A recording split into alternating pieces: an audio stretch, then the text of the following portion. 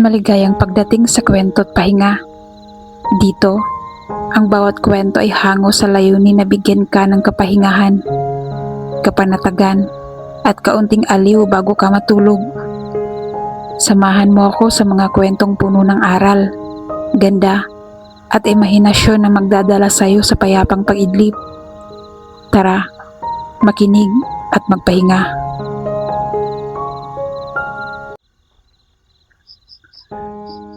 Tuwing dapit hapon, habang papalubog ang araw at nagiging kulay ginto ang langit, isang maliit na istasyon ng tren sa bayan ng San Rafael ang tila nagiging tahimik na santuaryo. Dito, sa tabi ng mga lumang upuan, nakaupo ang isang puting pusang may batik na abo sa likod. Ang kanyang mga matay kulay berde na parang dahon sa umaga. Ang tawag ng mga taga roon sa kanya ay Muning. Araw-araw, sa parehong oras, dumarating siya sa istasyon. Umuupo sa gilid ng rilis. Nakatingin sa direksyon kung saan parating ang tren mula sa Maynila. Kapag dumaan na ang tren, tatayo siya, lalapit sa gilid, at magmamasid.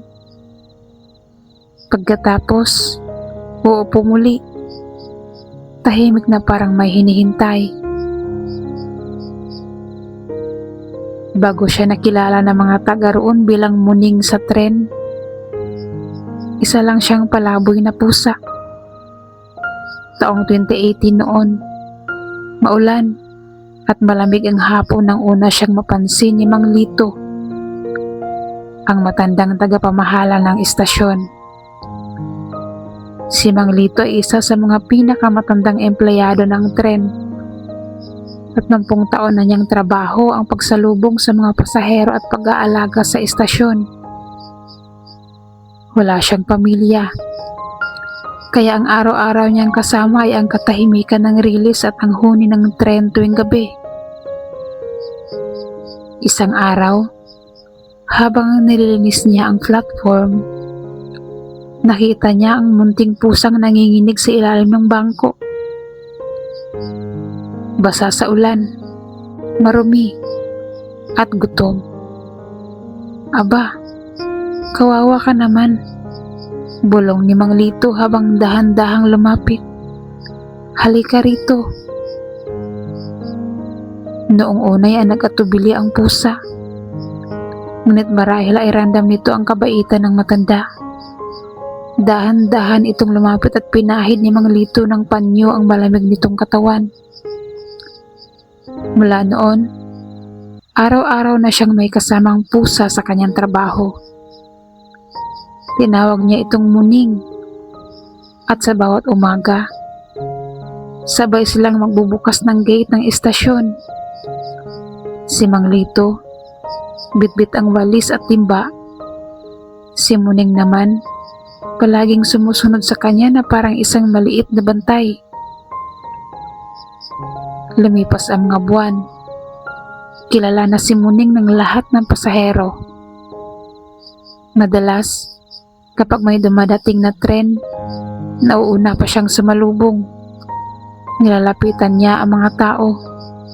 Dumidikit sa mga binti ng mga bata. O minsan ay humihiga sa tabi ng upuan habang hinihintay ni Mang Lito ang huling tren ng gabi.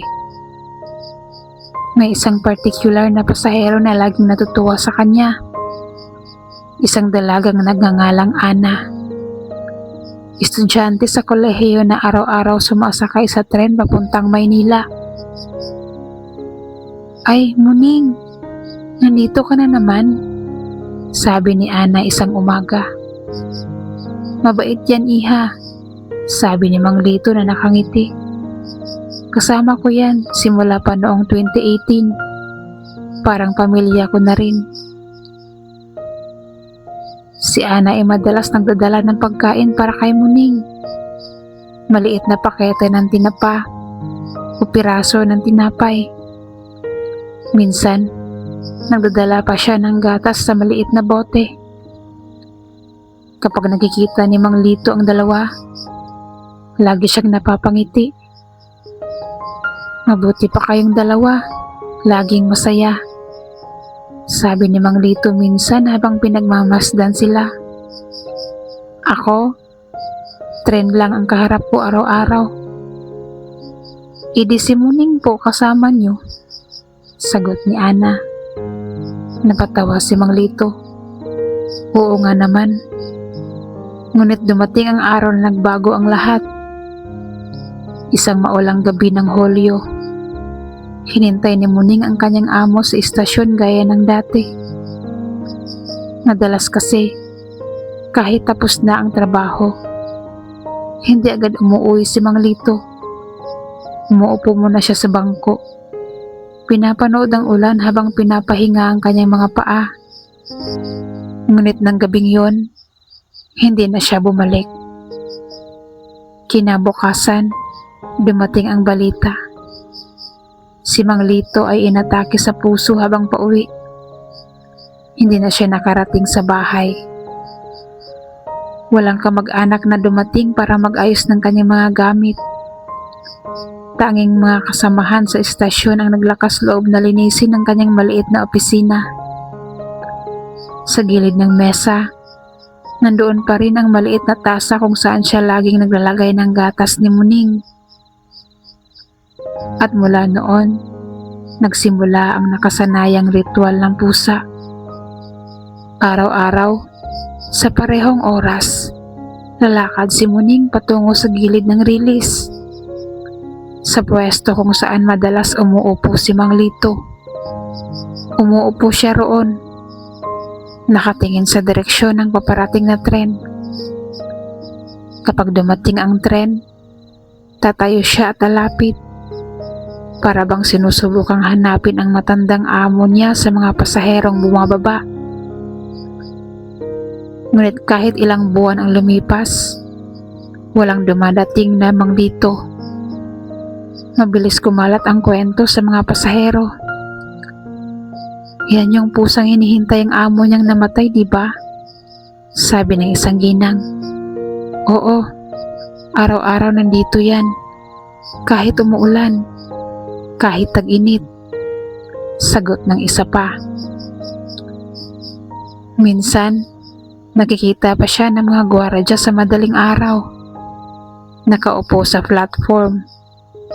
Tahimik lang habang dumarating at umaalis ang mga tren.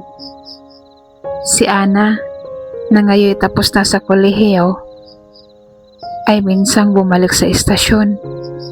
Bit-bit niya ang larawan ni Mang Lito, nakalagay sa maliit na frame. Lumuhod siya sa tabi ni Muning na nooy payat na at tila tumanda. Muning, mahina niyang sabi. Wala na talaga si Mang Lito. Pero baka nandito pa siya. Binabantayan ka.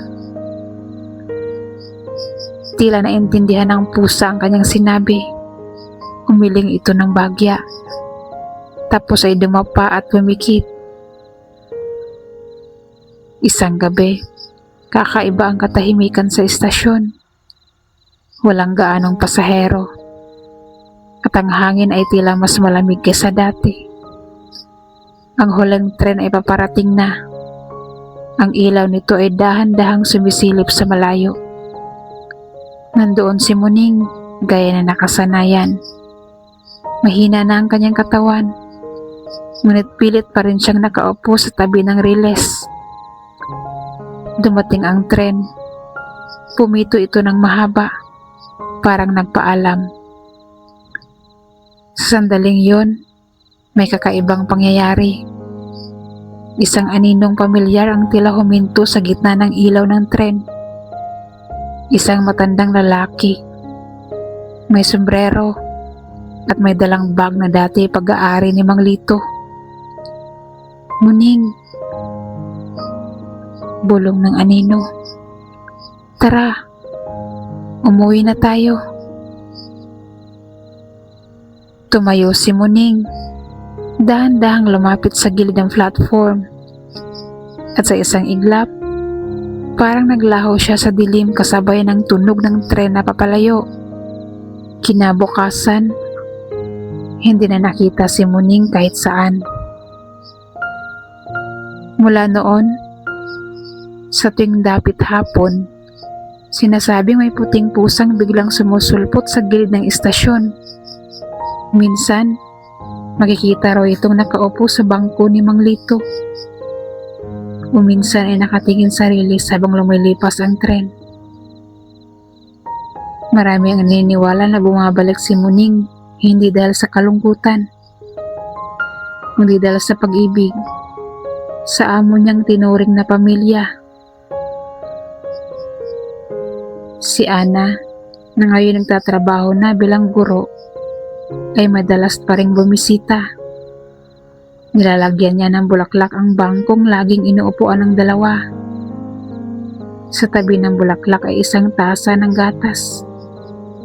Alaala ng isang pusa at matandang nagmahalan sa katahimikan ng istasyon. Sa mga sumunod na taon, pinaayos ng pamunuan ang lumang istasyon. Pinalitan ang mga sirang upuan. Nilagyan ng bagong pintura ang mga pader. Ngunit may isang sulok na hindi nila ginalaw. Ang lugar kung saan laging nakaupo si Muning. Doon, inilagay nila ang isang maliit na plake na may nakasulat.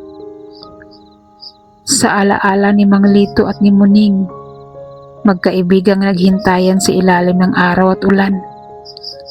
Ang istasyong ito ay tahanan ng kanilang katapatan. At sa tuwing sumasapit ang dapit hapon, kapag tumutunog ang kampana ng paparating na tren, maririnig ng ilan ang mahina ngunit pamilyar na pagngiyaw. Tila isang paalala na ang tunay na pag-ibig ay hindi natatapos sa paghihiwalay. May isang bata, anak ng isang pasahero, ang minsan nakakita sa isang pusa sa istasyon.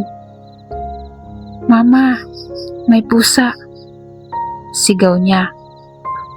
Itinuro ang puting pusang may batik sa likod. Ngunit nang lingunin ng ina, wala na ito. "Baka guni-guni mo lang," sabi ng ina.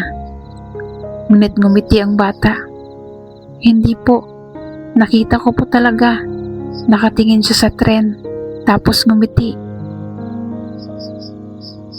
At sa sandaling yon, tila umihip ang malamig na hangin. Nagdala ng amoy ng lumang kahoy at langis ng tren. Ang amoy ng alaala, ng pagtityaga, at ng pag-asang muling magkikita sa dulo ng linya. Isang munting paalala mula kay Muning.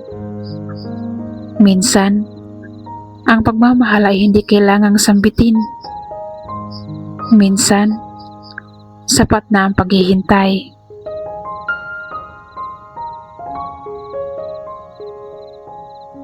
Maraming salamat sa pakikinig sa Kwento at Pahinga. Sana ay nakatulong ang munting kwento para bigyan ka ng kapayapaan at magandang pahinga. Huwag kalimutang mag-subscribe at samahan ako muli sa susunod na kwento. Hanggang sa muli, magandang gabi at mahimbing na pagtulog.